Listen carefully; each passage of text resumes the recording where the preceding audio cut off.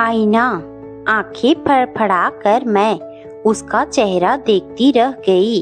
शोभा के मुंह से ऐसी बातें कितनी विचित्र और बेतुकी सी लग रही हैं। मैं सोचने लगी, जिस औरत ने पूरी उम्र दिखावा किया, अभिनय किया, किसी भी भाव में गहराई नहीं दर्शा पाई, उसी को आज गहराई दरकार क्यों कर हुई। यह वही शोभा है जो बिना किसी स्वार्थ के किसी को नमस्कार तक नहीं करती थी। देखो ना, अभी उस दिन सोमेश मेरे लिए साल लाए तो वह इतनी तारीफ करने लगी कि क्या बताऊं। पापा इतनी सुंदर शॉल लाए, पापा की पसंद कितनी कमाल की है, पापा यह, पापा वह। शोभा अपनी बहू चारू के बारे में कह रही थी। सोमेश खुश हुए और कहने लगे कि शोभा तुम यह साल चारू को ही दे दो। मैंने कहा कि इस में देने लेने वाली भी क्या बात है, मिल बांट कर पहन लेगी। लेकिन सोमेश माने ही नहीं, कहने लगे दे दो, मेरा मन देने को नहीं था। लेकिन सोमेश के बार बार कहने पर मैं उसे देने गई तो चारू कहने लगी, मम्मी मुझे नहीं चाहिए, यह सेड मुझ पर थोड़े ना जचेगा, आप पर ज्यादा जचेगा। मैं उसकी बातें सुनकर हैरान रह गई। सोमेश को खुश करने के लिए इतनी तारीफ कर दी कि वह भी इतराते फिरे। भला तारीफ करने का अर्थ यह तो नहीं होता कि आपको वह चीज चाहिए ही। मुझे याद है, शोभा स्वयं जो चीज हासिल करना चाहती थी उसकी दिल खोलकर तारीफ किया करती थी और फिर आशा किया करती थी कि हम अपने आप ही वह चीज उसे दे दे। हम 3 भाई बहन हैं, सबसे छोटा भाई शोभा, सबसे बड़ी और बीच में मैं। मुझे सदा प्रिय वस्तु का त्याग करना पड़ता था। मैं छोटी बहन बनकर अपनी इच्छा मारती रही, पर शोभा ने कभी बड़ी बहन बनकर त्याग करने का पाठ ना पढ़ा। अनजाने जरा जरा मन मारती मैं इतनी परिपक्व होती गई कि मुझे उसी में सुख मिलने लगा। कुछ नया आता घर में तो मैं पुलकित न होती। पता होता था अगर अच्छी चीज हुई तो किसी भी दशा में नहीं मिलेगी। एक ही बहू है मेरी, शोभा कहती। क्या क्या सोचती थी मैं, मगर इसके तो रंग ही न्यारे हैं। कोई भी चीज तो इसे पसंद ही नहीं आती। एक तरफ सरकार देगी और कहेगी नहीं चाहिए।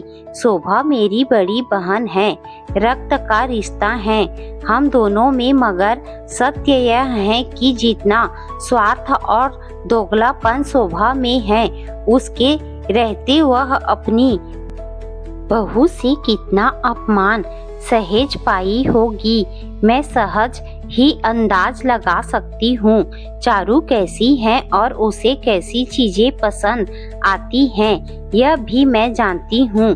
मैं जब पहली बार चारू से मिली थी तभी बड़ा सुखद सा लगा था उसका व्यवहार। बड़े अपनेपन से वह मुझसे बतियाती रही थी। चारू, शादी में पहना हुआ तुम्हारा वह हार और बूंदे बहुत सुंदर थे, कौन से सुनार से लिए थे? अरे नहीं मौसी जी, वे तो नकली थे, चांदी पर सोने का पानी चढ़े। मेरे पापा बहुत डरते हैं ना, कहते थे कि शादी में भीड़ भाड़ में गहने खो जाने का डर होता है। आपको पसंद आया तो मैं ला दूंगी। कहती कहती सहसा चारू चुप हो गई थी। मेरे साथ बैठी शोभा की आंखों को पढ़ती पढ़ती सक पका सी गई थी। चारू बेचारी कुशल अभिनेत्री तो थी नहीं, जो झट से चेहरे पर आए भाव बदल लेती। झुंझलाहट के भाव तैर आए थे चेहरे पर। उससे कहा, भूल हुई है जो सास घूर रही हैं, मौसी अपनी ही तो हैं, उनसे खुलकर बात करने में भला कैसी संकोच। जाओ चारू, उधर तुम्हारे पापा बुला रहे हैं, जरा पूछना उन्हें क्या चाहिए। यह कहते हुए शोभा ने चारू को मेरे पास से उठा दिया था। बुरा लगा था चारू को। चारू के उठकर जाने के बाद शोभा बोली, मेरी दी हुई सारी साड़ियाँ और सारे गहने चारू मेरे कमरे में रख गई हैं। कहती हैं कि बहुत महंगी हैं और इतनी महंगी साड़ियाँ वह नहीं पहनेगी। अपनी माँ की ही सस्ती साड़ियाँ उसे पसंद हैं। सारे गहने उतार दिए हैं। कहती हैं उसे गहनों से ही एलर्जी है। शोभा सुनाती रही। मैं क्या कहती। एक पढ़ी लिखी और समझदार बहू को उसने फूहड़ और नासमझ प्रमाणित कर दिया था। नाश्ता बनाने का प्रयास करती तो शोभा सबके सामने बड़े व्यंग से कहती, नहीं नहीं बेटा, तुम्हें हमारे ढंग का खाना बनाना नहीं आएगा। हर घर का अपना अपना ढंग होता है। मम्मी आप अपना ढंग बताइए, मैं उसी ढंग से बनाती हूँ। चारू शालीनता से उत्तर देती, नहीं बेटा, समझा करो, तुम्हारे पापा और अनुराग मेरे ही हाथ का खाना पसंद करते हैं। अपने चारों तरफ शोभा ने जाने कैसी दीवार खड़ी कर रखी थी, जिसे चारू ने पहले तो भेदने का प्रयास किया और जब नहीं भेद पाई तो पूरी तरह उसे सिरे से ही नकार दिया।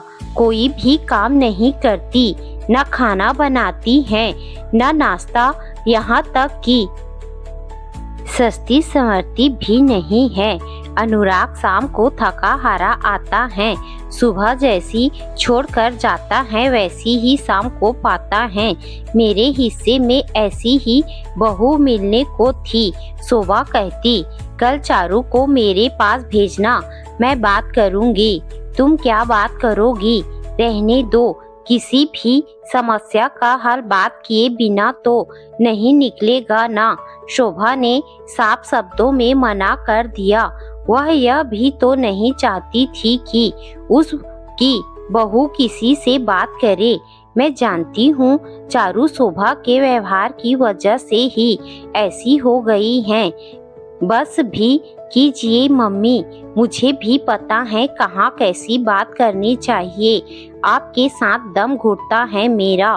क्या एक कप चाय बनाना भी मुझे आपसे सीखना पड़ेगा? हद होती है हर चीज की। चारू एक बार हम सब के सामने ही बौखला कर शोभा पर चीख उठी थी। उसके बाद घर में अच्छा खासा तांडव हुआ था। जीजा जी और शोभा ने जो रोना धोना शुरू किया कि उसी रात चारू अवसाद में चली गई थी। अनुराग भी हतप्रभ रह गया था कि उसकी माँ चारू को कितना प्यार करती है। यहाँ तक कि चाय भी उसे नहीं बनाने देती, नाश्ता तक माँ ही बनाती हैं। बचपन से माँ के रंग में रचा बसा अनुराग पत्नी की बात समझता भी तो कैसे। अस्पताल रह कर चारू लौटी तो अपने ही कमरे में कैद होकर रह गई। परेशान हो गया था अनुराग। एक दिन मैंने फोन किया तो बेचारा रो पड़ा था। अच्छी भली हमारे घर आई थी। मैके में सारा घर चारू ही संभालती थी। मैं इस सच को अच्छी तरह जानता हूँ। हमारे घर आई तो चाय का कप बनाते भी उसके हाथ कांपते हैं। ऐसा क्यों हो रहा है? मौसी, उसे दीदी से दूर ले जा। मेरी बात मान बेटा। मम्मी तो उसकी देखभाल करती हैं। बेचारी चारू की चिंता में आधी हो गई हैं। यही तो समस्या है। अनुराग बेटा, शोभा तेरी माँ है तो मेरी बड़ी बहन भी है, जिन्हें मैं बचपन से जानती हूँ। मेरी बात मान तो तू चारू को कहीं और ले जा या कुछ दिन के लिए मेरे घर छोड़ दे। कुछ भी कर, अगर चारू को बचाना चाहता है तो चाहे अपनी माँ से झूठ ही बोल। अनुराग असमंजस में था, मगर बचपन से मेरे करीब होने की वजह से मुझ पर विश्वास भी करता था। टूर पर ले जाने के बहाने वह चारू को अपने साथ मेरे घर पर ले आया तो चारू को मैले कपड़ों में देखकर मुझे अफसोस हुआ था। मौसी, आप क्या समझाना चाहती हैं? मेरे दिमाग में ही नहीं आ रहा है। बस अब तुम चिंता मत करो, तुम्हारा 15 दिन का टूर है और दीदी को यही पता है कि चारू तुम्हारे साथ हैं। 15 दिन बाद चारू को यहाँ से ले जाना। अनुराग चला गया। जाते समय वह मुड़ मुड़ कर चारू को देखता रहा, पर वह उसे छोड़ने भी नहीं गई। 6-7 महीने ही तो हुए थे शादी को, पर पति के विछोह की कोई भी पीड़ा चारू के चेहरे पर नहीं थी। चूंकि मेरे दोनों बेटे बाहर पढ़ते हैं और पति शाम को ही घर पर आने वाले थे, इसीलिए हम दोनों उस समय अकेली ही थी। चारू बेटा, क्या लेगी, ठंडा या गरम? कुछ नाश्ता करेगी ना मेरी बच्ची? स्नेह से सिर पर हाथ फेरा तो मेरी गोद में समा कर वह चीख चीख कर रोने लगी। मैं प्यार से उसे सहलाती रही। ऐसा लगता है मौसी कि मैं मर जाऊंगी। मुझे बहुत डर लगता है। कुछ नहीं होता मुझसे। होता है बेटा, होता क्यों नहीं? तुम्हें तो सब कुछ आता है। चारू इतनी समझदार, इतनी पढ़ी लिखी, इतनी सुंदर बहू है हमारी। चारू मेरा हाथ कस कर पकड़े रही जब तक पूरी तरह सो नहीं गई। एक प्रश्न चिन्ह थी मेरी बहन सदा मेरे सामने, और आज भी वह वैसी ही है। एक उलझा हुआ चरित्र जिसे स्वयं ही नहीं पता उसे क्या चाहिए, जिसका अहम इतना ऊंचा है कि हर रिश्ता उसके आगे बौना है। शाम को मेरे पति घर आए तब उन्हें मेरे इस कदम का पता चला। घबरा गए वह कि कहीं दीदी को पता चला तो क्या होगा, कहीं रिश्ता ही न टूट जाए। टूटता है तो टूट जाए। उम्र भर हमने दीदी की चालबाजी सही है। अब मैं बच्चों को तो दीदी की आदतों की बलि नहीं चढ़ने दे सकती। जो होगा हो जाएगा। कभी तो आईना दिखाना पड़ेगा ना दीदी को। चारू की हालत देखकर मैं सुबकने लगी थी। चारू उठी ही नहीं। सुबह का नाश्ता किया हुआ था। खाना सामने आया तो पति का मन भी भर आया। बच्ची भूखी है, मुझसे तो नहीं खाया जाएगा। तुम जरा जगाने की कोशिश तो करो। आओ चलो मेरे साथ। रिश्ते की नजाकत तो थी ही, लेकिन सर्वोपरि थी मानवता। हमारी अपनी बच्ची होती तो क्या करते? जगाते नहीं उसे, जबरदस्ती जगाया उसे। किसी तरह हाथ मुंह धुला मेज तक ले आए। आधी रोटी ही खाकर वह चली गई। सोना मत चारू, अभी तो हमने बातें करनी हैं। मैं चारू को बहाने से जगाना चाहती थी। पहले से ही खरीदी साड़ी उठा लाई। चारू देखना, तुम्हारे मौसा जी मेरे लिए साड़ी लाए हैं। कैसी हैं? तुम्हारी पसंद बहुत अच्छी हैं। तुम्हारी साड़ियाँ देखी थी ना शादी में, जरा पसंद करके दे दो। यहीं ले लूं या बदल लूं? चारू ने तनिक आंखें खोली और सामने पड़ी साड़ी को उसने गौर से देखा। फिर कहने लगी, मौसा जी आपके लिए इतने प्यार से लाए हैं तो इसे ही पहनना चाहिए। कीमत साड़ी की नहीं, कीमत तो प्यार की होती है। किसी के प्यार खुद उतारना नहीं चाहिए। बहुत तकलीफ होती है। आप इसे बदलना मत, इसे ही पहनना। शब्दों में सुलह कम प्रार्थना ज्यादा थी। स्नेह से माथा सहला दिया मैंने चारू का। बड़ी समझदार हो तुम, इतनी अच्छी बातें कहाँ से सीखी? अपने पापा से। लेकिन शादी के बाद मेरी हर अच्छाई पता नहीं कहाँ चली गई मौसी। मैं नाकाम साबित हुई हूँ, घर में भी और नाते रिश्तेदारों में भी। मुझे कुछ आता ही नहीं। आता क्यों नहीं? मेरी बच्ची को तो बहुत कुछ आता है।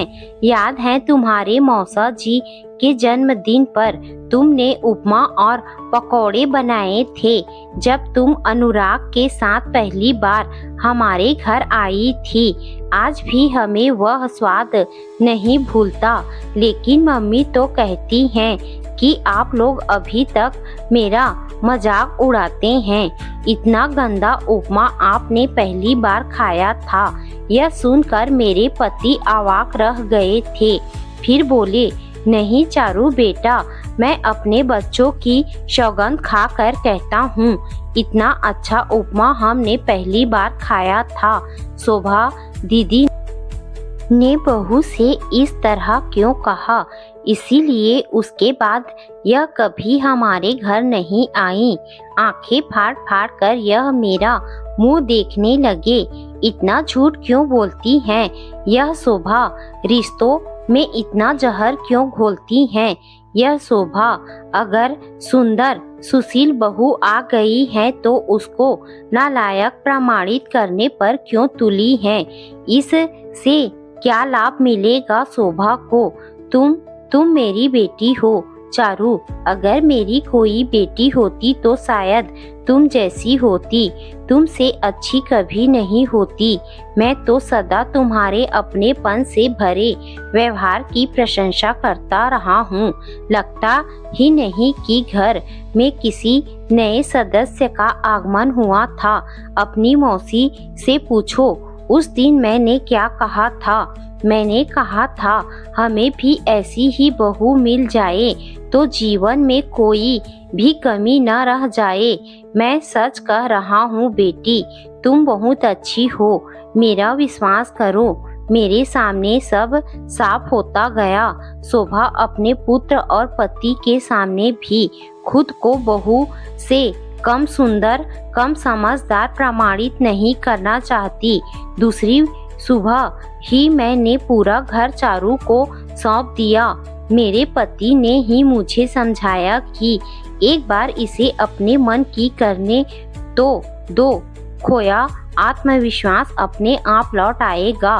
बच्ची पर भरोसा तो करो। कुछ नया होगा तो उसे स्वीकारना तो सीखो। इसका जो जी चाहे करे, रसोई में जो बनाना चाहे बनाए। कल को हमारी भी बहुएं आएंगी तो उन्हें स्वीकार करना है ना हमें। चाय बनाने में चारू के हाथ कांप रहे थे। वह डर रही थी तो मैंने उसका हौसला बढ़ाने के लिए कहा, कोई बात नहीं, कुछ कमी होगी तो हम पूरी कर लेंगे।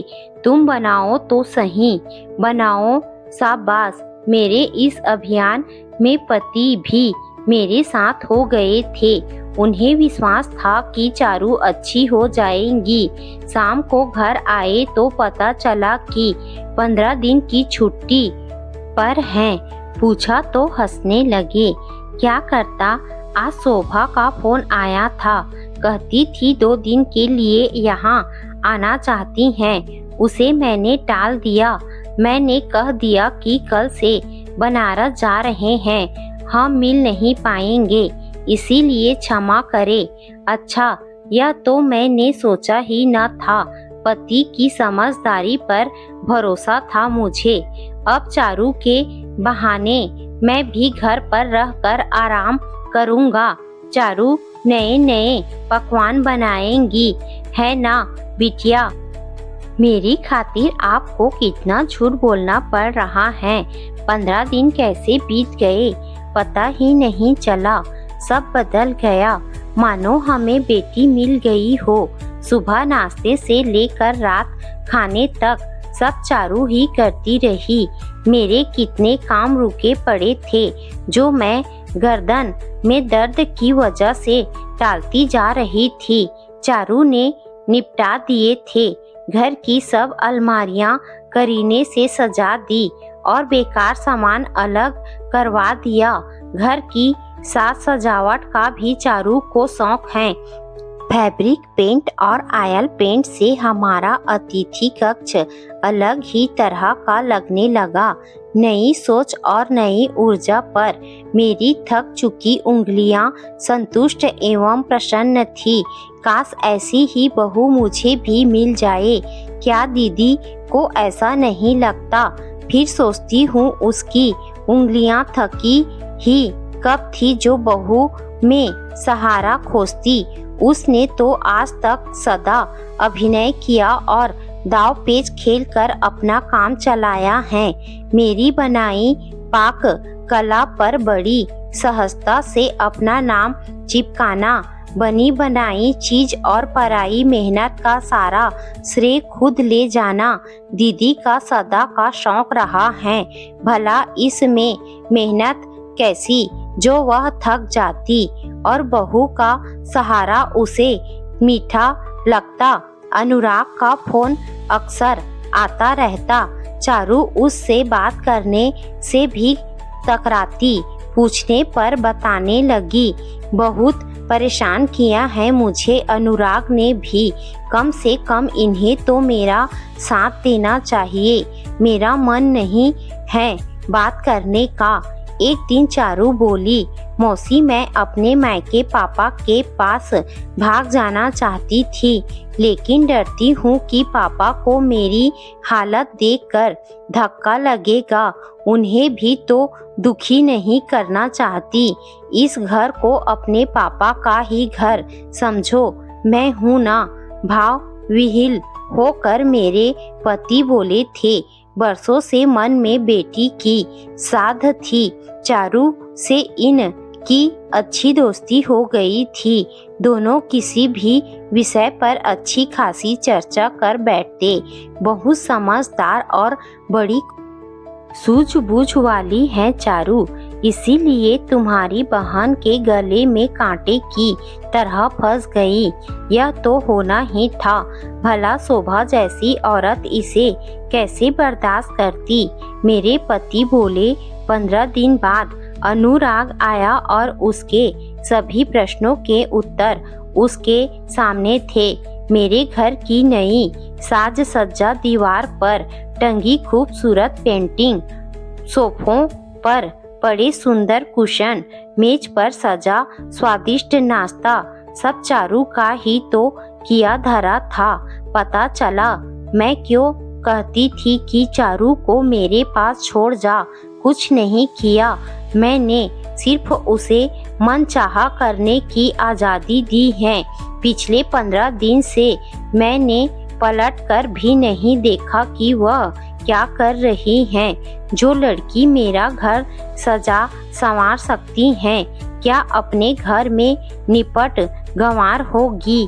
क्या एक कप चाय भी वह तुम्हें नहीं पिला पाती होगी? अपनी माँ का इलाज कराओ अनुराग। चारू तो अच्छी भली है, जाओ जाकर मिलो उससे, अंदर है वह। शाम तक अनुराग हमारे ही साथ रहा। घर जाने का समय आया तो हम दोनों का भी मन डूबने लगा। अपने मौसा की छाती से लगकर चारू फूट फूट कर रो पड़ी। नहीं बिटिया, रोना नहीं, तुम्हारा अपना घर तो वही है ना। अब तुम्हें उसी को सजाना संवारना है। जब भी याद आए मत सोचना तुम्हारे पापा का घर दूर है। नहीं तो एक फोन ही घुमा देना, हम अपनी बच्ची से मिलने आ जाएंगे। हाथ में पकड़ी सुंदर टॉप्स की डिब्बी इन्होंने चारू को थमा दी। पापा के घर से बेटियां खाली हाथ ना जाती। जाओ बच्ची, फलो फूलो, खुश रहो।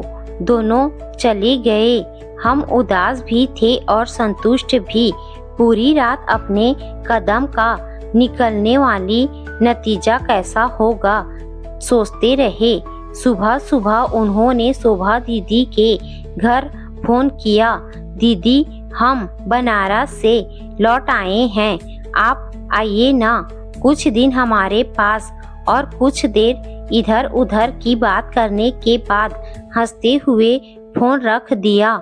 सुनो, अब तुम्हारी बहन परेशान है, क्या उन्हें भी बुला लें, कह रही हैं। चारू अनुराग के साथ कुछ दिनों के लिए टूर पर गई थी और अब लौटी है तो मेम साहब के रंग ढंग ही बदले हुए हैं। कह रही हैं कि अपना और अनुराग का नाश्ता वह खुद ही बनाएंगी। हैरान रह गई मैं। तो क्या हुआ, बहू की चुगली दीदी आपसे कर रही है, उन्हें शर्म है कि नहीं? मेरे पति खिलखिला कर हंस पड़े थे।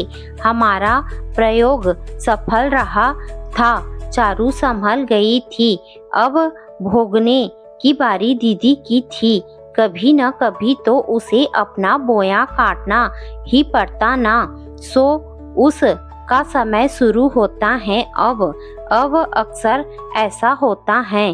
दीदी आती हैं और घंटों चारू के उसी अभिनय को कोसती रहती हैं, जिस के सहारे दीदी ने खुद अपनी उम्र गुजारी है।